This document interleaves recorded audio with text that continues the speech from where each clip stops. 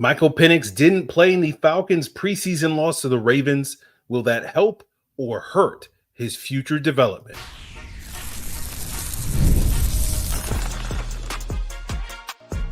You are Locked On Falcons, your daily Atlanta Falcons podcast. Part of the Locked On Podcast Network, your team every day.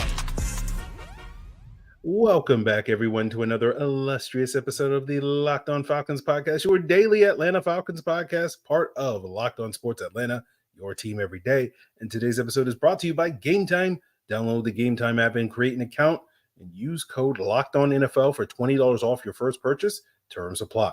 So if you don't know me, I'm your very humble host, Aaron Freeman. Been covering the Falcons for nearly 2 decades, formerly at FalcFans.com, RIP.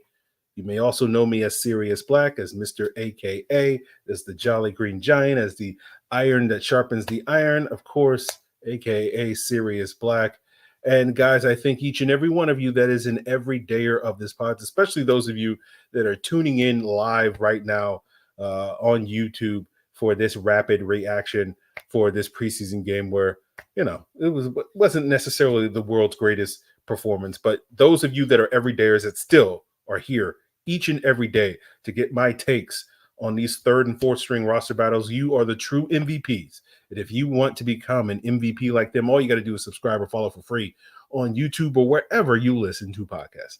So we will be talking about sort of the defensive standouts. We'll talk about Younghoe Koo and is there a concern, but the real story of this game, as far as I'm concerned, is not really anything that happened on the field. It's what didn't happen on the field because we got a whole bunch of players inactive, including Michael Penix. No Michael Penix in this game. The Falcons had announced 36 players inactive before the game.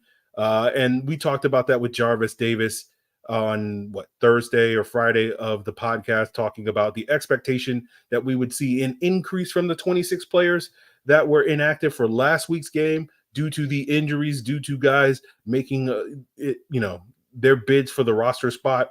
And sort of what we talked about with Jarvis was, reading into that, like who doesn't get active. And I think we specifically mentioned like Kentavious Street and Taquan Graham. Well, guess what? They were inactive today. Zach Harrison as well. So that is kind of looking at that list of the 36 players the Falcons announced before the game. You had the top 2 quarterbacks, including Michael Penix, the top 2 running backs in Bijan and Tyler Algier, top 4 wide receivers with 2 starters, plus Ray McLeod and Kadero Hodge, all 3 tight ends. That third tight end being Ross Dwelly, not John Fitzpatrick, who played this entire game. All 5 starting offensive linemen were down for the game. 6 D linemen, Grady Jarrett, David Onyemata, of course, but Taquan Graham, Kentavious Street, Zach Harrison, and Eddie Goldman, sort of indicating that those guys are probably going to make the roster, plus Rukaroro and Brandon Doris. We'll talk about their performances in this game later. The top 3 outside linebackers, including Matthew Judon, Lorenzo Carter, and Arnold Ebiketie. Top 3 inside linebackers, the 5 cornerbacks, right? The 2 starters, right? Or the 3 starters from last week, AJ Terrell, D. Alford, and Mike Hughes, plus Clark Phillips and Antonio Hamilton did not play in this game. 4 safeties, really 5, because Justin Simmons, I guess, technically is not officially signed his contract with the Atlanta, so he's not officially on the roster. But no Jesse Bates, of course, no Richie Grant. Dan Cruikshank did not play. DeMarco Hellams, of course, did not play. Obviously, those 2 absences probably related to injuries. Cruikshank was dealing with I forgot what injury he had this week, but obviously DeMarco Hellams dealing with an injury as well. And according to the official game book, no Avery Williams played in this game. Jordan Thomas, the tight end, although I think that's probably due to other factors. Storm Norton did not play in this game. So about a total of 40 players did not play among the Falcons' 90 players. And basically, when you look at the 50 guys that did play in this game, I have the only ones that I would say I have like 99% confidence are going to be on the team when we get to the regular season, of course, barring injuries. Younghoe Koo, Bradley Pinion, Liam McCullough, the 3 specialists, Brandon Dorlus, Ruka Rororo, J.D. Bertrand, Casey Washington, and Ryan Newsel at that point in time. So pretty much this game and probably next week's game is going to be an audition really for, those last half dozen or so roster spots on the roster, as well as practice squad spots and auditioning for other teams to scoop those guys off the waiver wire, a week or I guess 10 days from now when those final cuts are made. So, Raheem said after the game that Penix didn't play because they saw enough last week in Miami. Sure. Like, the number 2 position battle is all locked up, but we kind of knew that, probably, yeah, we probably knew that going into last week's game. So we didn't necessarily need that confirmed for us. But, I think the real reason was they were worried about injuries. With the injuries to Braylon Trice and DeMarco Hellams last week, we figured that Raheem was going to be extra cautious today.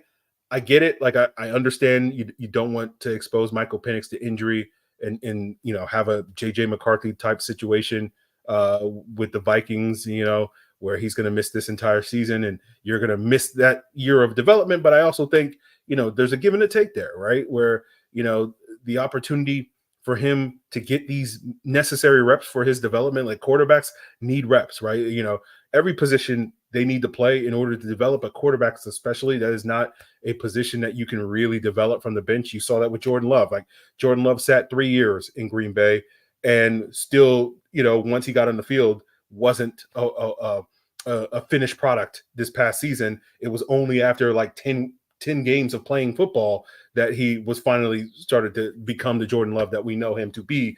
And so obviously, the plan for Penix is that he's going to sit for the next 2 years. But, basically I look at it like, if he doesn't play next week, which I'm going to assume at this point in time, he's not going to, based off of Raheem's reasoning, right? If he impressed enough to lock up that number 2 quarterback spot, you don't need to play him next week. And again, that's going to be majorly disappointing to all of you that are going to be in the building in Mercedes-Benz Stadium, where you won't be able to get to see Michael Penix play in front of the home crowd in a real game rather than that scrimmage that they had a couple of weeks ago. It's majorly disappointing. But it's like, if he doesn't get those reps, like, then the next time theoretically he's going to get any in-game reps is going to be next summer in the preseason. And then who knows, is he going to play? Is Raheem going to be like, no, we're not going to play you then, because of the injury risk or whatever that is. So it is one of those things where it's like, he might not get another snap, because we know in season, the backup quarterbacks don't really get practice reps. They have to take only mental reps. And so even in a world where Michael Penix, gets on the field this season, right, due to a Kirk Cousins injury or something like that, or something crazy like that, and it's not crazy, but you know what I'm saying, like something crazy else happens that isn't injury related with Kirk, not playing or whatever. Is he going to be ready for that opportunity? Because he basically got 5 series in the preseason. Again, that is a fair question. So, not basically, I'm sitting here telling I'm not a fan of the Falcons sitting Michael Penix. I get it. I understand Raheem's reasoning for it. I think it's if I'm it's a little plain. It's a little being a little scared. That's all I'm saying. That's all I'll say.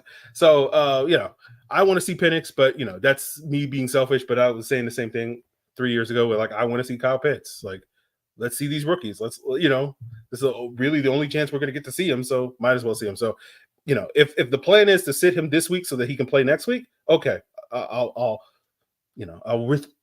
retract and withdraw my statements. But it doesn't seem like that based off of the reasoning. So we'll see if Penix gets on the field next week. But we'll stop talking about the players that didn't play. Let's talk about the players that actually played today. And of course, when we talk about some of the standouts, especially on the defense side of the ball, we got to talk about a Natron Brooks. And we'll get into all of that, guys, as we continue today's Locked On Falcons Rapid Reaction. So, guys, if you're looking to get back into the baseball stadium to see how the Braves finish out this 2024 season, or you're looking forward to next week's action in Atlanta in the preseason against the Jacksonville Jaguars, and you don't care that Michael Penix may or may not play, or you want to take advantage of the unknown nature of Michael Penix may not play and get your tickets for real cheap, because other people will be like, oh, I'm going to sell my tickets or whatever, check out Game Time, right?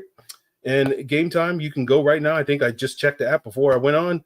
You can get tickets for next week's Falcons game as cheap as $12. So why not spend a nice, Thursday, Friday evening, whenever it is, Friday, I think is evening, for $12, and you get a $2 Coke, a $2 hot dog. It's going to be a glorious time. So check it out with Game Time. Of course, you can get those seat views, you get those flash deals, so you can get exclusive in-app deals on select seats ahead of the game. Game Time is taking the guesswork out of buying tickets, whether you're looking for football, baseball, other sports, comedy, music, theater, whatever event is near you. Just download the Game Time app, create an account, and use code LOCKEDONNFL, and you'll get $20 off your first purchase. Terms apply. Again, create an account and redeem code LOCKEDONNFL. That's LOCKEDONNFL for $20 off. Download Game Time today. Last minute tickets, lowest price guaranteed.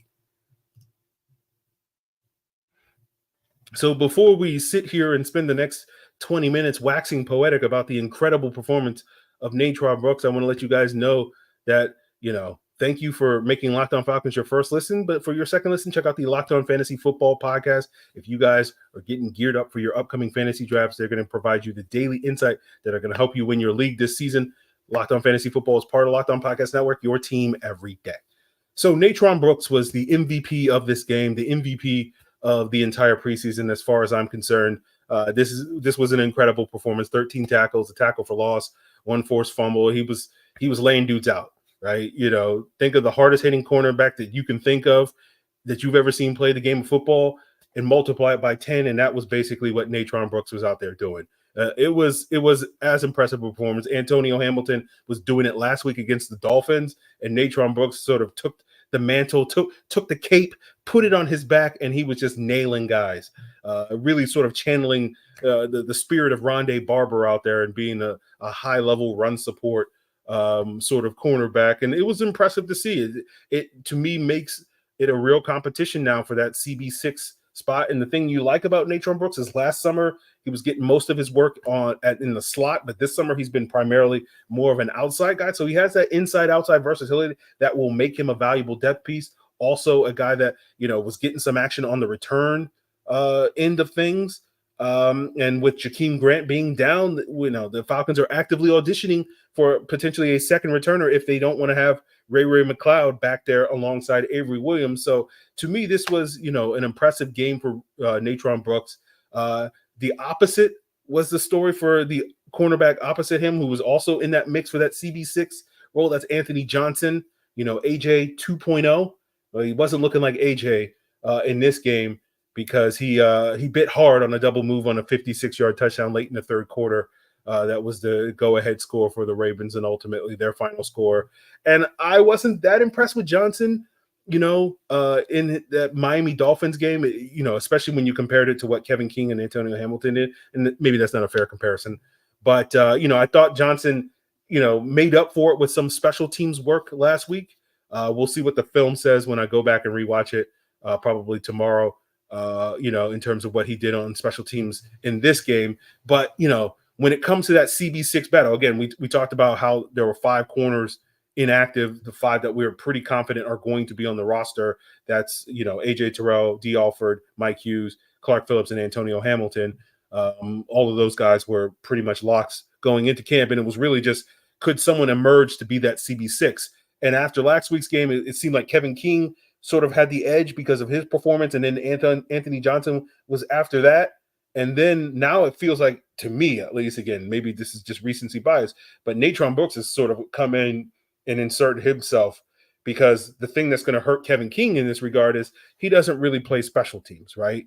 And so if you're going to be that CB6, if you have any chance of playing on game days, which probably for the most part you'll be inactive, but you probably need to play special teams, and that's something in the feather of both Natron Brooks and Anthony Johnson. But if Brooks is going to, throw his body around like this, I mean, who needs Justin Simmons at safety if he's going to be hitting? I'm kidding, but what I'm saying? Like it was an impressive game. So I'll be very curious to go back and look at the film to see what the coverage aspect of it for Natron Brooks was. I didn't notice anything live, but I'll admit, guys, once I saw Penix wasn't going to play, I kind of half my brain kind of checked out of this game, and I was just like, all right, I'm here. I'm obligated to watch this thing. I am not invested. And then the first 2 hits from Natron Brooks, I was like, okay, maybe I should start paying attention. Every time Natron Brooks, it was 5 hits. I don't know. You guys let me know if the way you were counting, but it seemed like there was 5 times where he was just laying dudes out in this game. And Hamilton had 3 in the Dolphins game. So that to me was impressive as well. So I think that CB6 battle is a real kind of 3-way competition at this point in time. But I do feel like Brooks may put himself in the pole position at this point in time with this type of game, that he had. But, on the defensive front, Rukaroro had a big sack on the opening drive at a nice, clean pass rush move at that point. And so you want to see that, right? Brandon Dorlus had a fumble recovery. Outside of that, I don't recall Dorlus doing a whole lot that popped to my eyes, but maybe I just missed something again. We'll see upon review. But that's what we were talking about the other day with Jarvis, where it's like, I just want to see you guys make some splash plays. I don't need these rookies to come in right away and be dominant players, right? As you guys well know, I'm not a big believer that rookies are, positive contributors to your team in their first year. And so, like, to me, with Rook and Dorlus, it's just, when we do get to see them, and at this point in time, it doesn't seem like they're going to get a ton of snaps based off of how the depth chart's looking with Zach Harrison and Taquan Graham and Kentavious Street and whatnot, that these guys are going to get a ton of snaps at the beginning of the year. But again, as the season wears on, similar to what we saw with Zach Harrison in his rookie year, are we going to start to see more and more plays from these guys? And by the end of the year, we'll be like, hey, Rook showed real progress. Dorlus showed real progress. That's kind of what we're looking for. And you just kind of want to see a couple of flashes in August so that at least it gives you some hope for what we're going to see in December and hopefully January from some of these rookies. So that was nice to see for those guys. Other players that stood out to me on defense were Micah Abernathy. I thought he was being active. I know Lucas Dennis made a couple of nice plays in the backfield as well. I thought all three linebackers, Flash, J.D. Bertrand, Milo Eifler, and Donovan Mouton, they've been, guys flying around and hitting the ball. That's the other thing that stood out to me. It was the same thing that stood out to me last week against the Dolphins, is like this defense is flying around and being very physical. And that's a promising sign. I've had some fans in the wake of the Matt Judon and Justin Simmons, pickups of being like, now my only concern about the defense is Jimmy Lake. And it's like, to me, this is a positive sign that, because this is reminiscent to me of what I think we saw last summer, where I thought that was something that we talked about last summer with Ryan Nielsen taking over the defense and the energy and the physicality of the defense, not only in the preseason sort of indicating that things were looking up in the regular season again. Not going to necessarily say, hey, because our third and fourth string guys are flying around hitting guys, that means, our defense is going to be a top 10 defense this year. Obviously, we're correlating two things that are unrelated, but it does at least give you an idea that, if this is the type of energy that you're getting from your third and fourth string guys, you should absolutely expect that same type of energy coming from your first and second string guys when we get to the regular season. So, again, am I going to sit here and say I don't have any concerns about Jimmy Lake as the defensive coordinator? No, but if this is any indicator, the best indication that we can get based off of guys being fast and physical in the preseason, I know everybody hates that phrase, but hey, it does work for defensive play. To me, that's a positive sign for that sort of thing. So the last tidbit on the defense that we'll touch upon before we get into the concerns, air quotes, concerns about special teams with Younghoe Koo is, I didn't recall D'Angelo Malone as one of those bubble players sort of doing much on defense. I know he did have a special teams tackle early in the game, and that's going to continue to be his best bid to make the roster, is being on special teams. Is he going to be an impact defensive player? At this point, with the Matthew Judon signing, do we need him to be an impact player on defense? I mean, obviously it wouldn't hurt, but like, I don't know if he's going to really get too many opportunities in this game. Oh, I should throw James Smith-Williams on the list of players that were probably going to make the roster, that played in this game. Although I wouldn't say, I think I said 99%. I'd probably say like 96% chance that James Smith-Williams winds up making the team. So, we'll see if the Falcons wind up keeping 5 outside linebackers. I think that's a possibility. Right now, I kind of feel like, you're probably going to keep 8 D linemen. You're probably going to keep 4 inside linebackers, but probably you're going to keep 4 outside linebackers. And right now, that seems like it's going to be Judon, Carter, Ebiketie, and James Smith-Williams.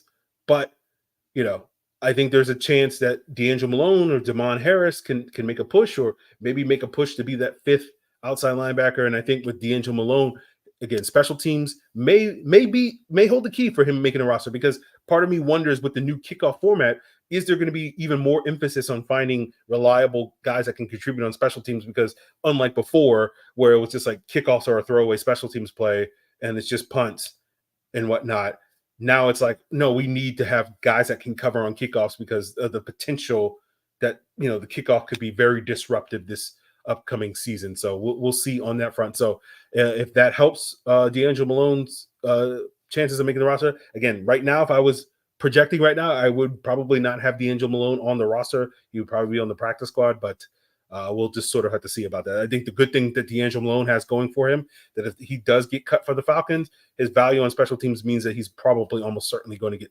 picked up by somebody off of waivers 10 days from now. So, I don't think this will be the end of his NFL career, if it may be the end of his run in Atlanta, but we'll have to see. We still got another game to go, but we will move on and talk more about special teams and talk about Younghoe Koo missing 3 kicks today and how big a cause for concern. I don't think it is, but at least we got to talk about it, right? So we'll get into that as we wrap up today's Locked On Falcons.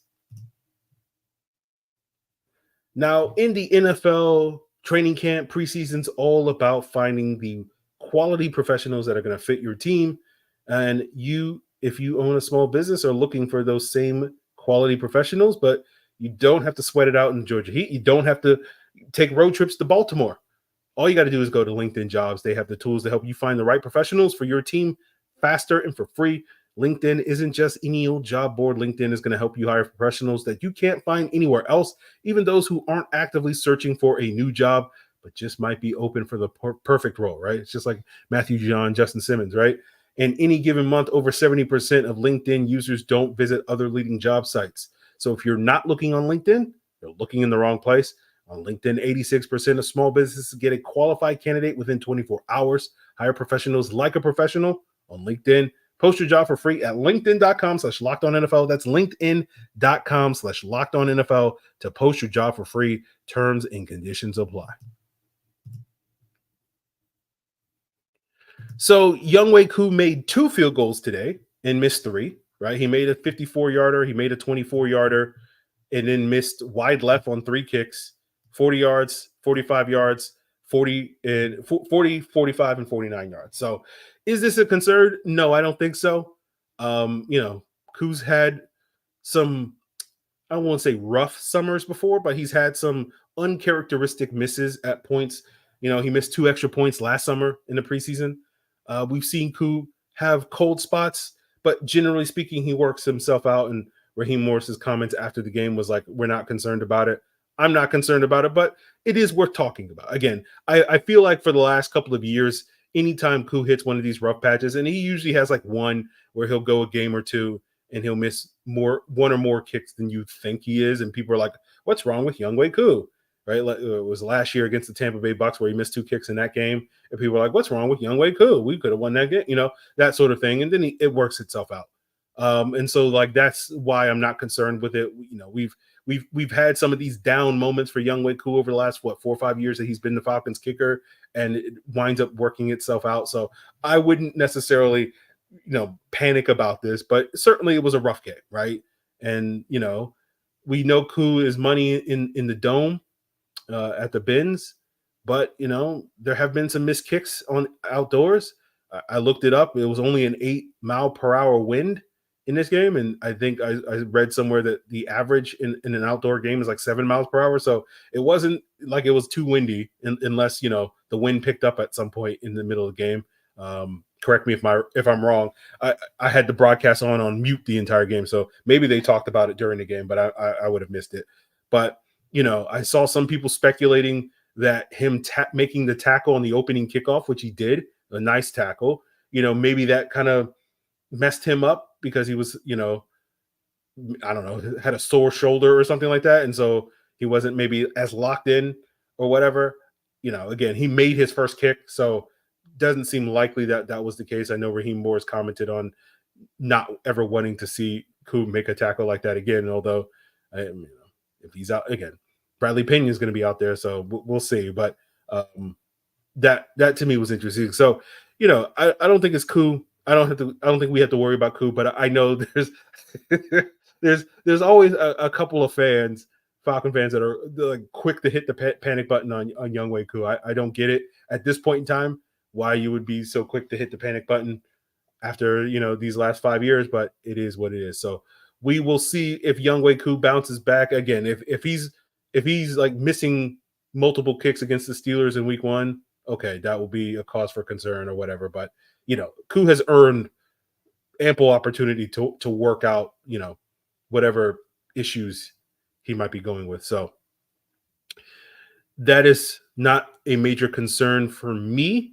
at this point in time. We'll see what else is a concern for the Falcons next week. Again, hopefully we get to see Michael Penix next week, but it doesn't sound like we will. And if that's the case, then it's just going to be the Natron Brooks show and these last few roster spots. So we'll probably be breaking down these last few roster battles later in the week for that you guys need to be keyed on. And certainly I'll let you guys know what jumps out to me when I rewatch the film on the podcast coming this week. So continue to make Locked On Falcons your first listen. Of course, you can do so by following for free or subscribing on YouTube or wherever you get your podcasts.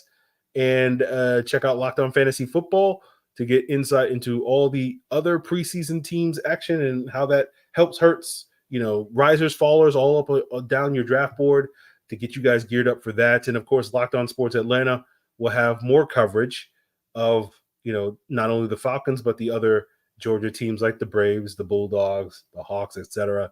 So go check out all the Locked On Sports Atlanta shows, including Locked On Sports Atlanta, Locked On Hawks, Locked On Bulldogs, Locked On Braves, etc.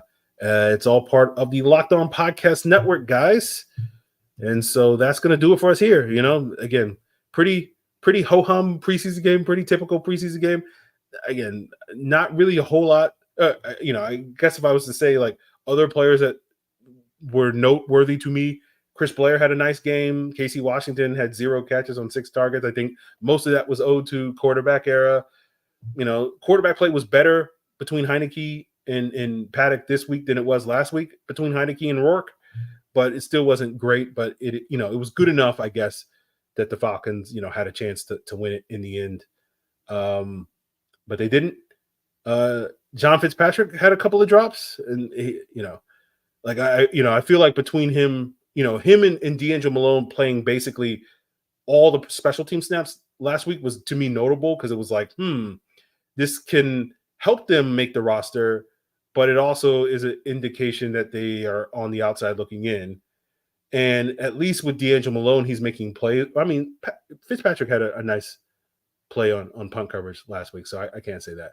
I was going to say Malone's making plays, and in fact, Fitzpatrick's not. But Fitzpatrick had a couple of drops in this game. And, as we said earlier, there's 3 tight ends that you can pretty much confirm are going to be on the roster this year in Kyle Pitts, Charlie Woerner, and Ross Dwelley. I don't really see the Falcons carrying 4 tight ends on the roster this year, And so maybe Fitzpatrick has a shot to make the practice squad, but I feel like at this point in time, it could easily be Austin Stogner at this point. So we'll see if that is the case.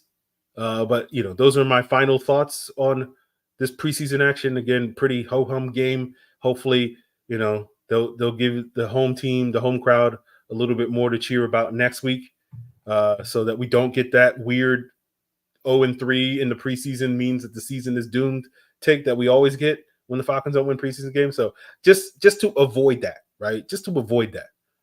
Hopefully they'll get a win next week against the Jaguars. But guys, that's going to do it for us here. Make sure you continue to make us your first listen. Check out Locked On Sports Atlanta, Locked On Fantasy Football as your second listens. It's all part of Locked On Podcast Network, your team every day.